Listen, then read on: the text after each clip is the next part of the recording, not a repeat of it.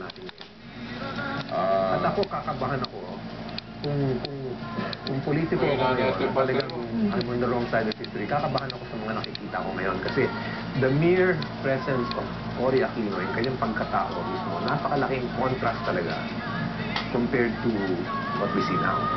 So pwede kang kabahan din at ang kabang yan ay magbigay sa iyo ng pagkakataon na sa maiksing sandali ay magbago. Matuwid mo yung sitwasyon ng president, di ba?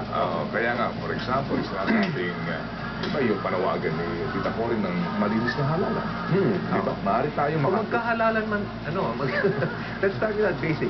Magkakahalalan ba o hindi? Ano ba talaga, di ba? Magkaroon ng mapaghandaan ng halalan, magkaroon ng malinis pong halalan, at saka yung pong peaceful transition na mithiin din po, hindi lamang ni Ginang Aquino, kundi nating lahat. Saka sa pati sa electorate mismo, itong tinatawag natin na the constituency of EDSA and the constituency of change, na kung saan tayo kasama lahat.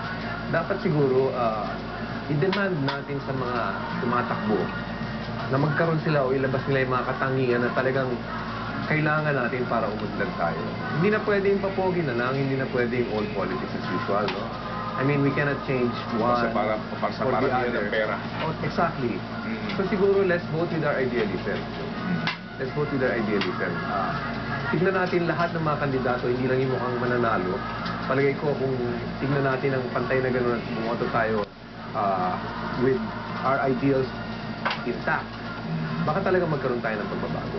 Opo. At yun nga mga kaibigan, kaya po patuloy po ngayon ang maliban sa pag-uulan po ng confetti, ito po yung pag may nakitang camera yung ating mga kababayan, pamilya, o panay ang angat ng kanilang taas ng kanilang mga kamay at pagbibigay ng laban sign. I'm sure si Jim napagod din kakalaban sign ng mga panahon na yun. Di ba? Marami din akong larawan mo nakita na nakalaban sign ka ng mga panahon na yun. Kaya nakakatuwa din nakakatuwa din kasi nung nanonood ako ng mga video ng mga pagbabago sa ibang bansa gaya sa Poland, sa Tiananmen, sa Berlin, nakakagulat din na naglalaban sign doon sila. It's very clear na ang nangyari sa atin ng EDSA 1 ay naging template na in-adapt ng mga ibang lipunan para magkaroon sila ng pagbabago. Kaya lang, I think, mas naging successful sila sa aftermath sa atin. Well, atin pong binabantayan ngayon, Jim?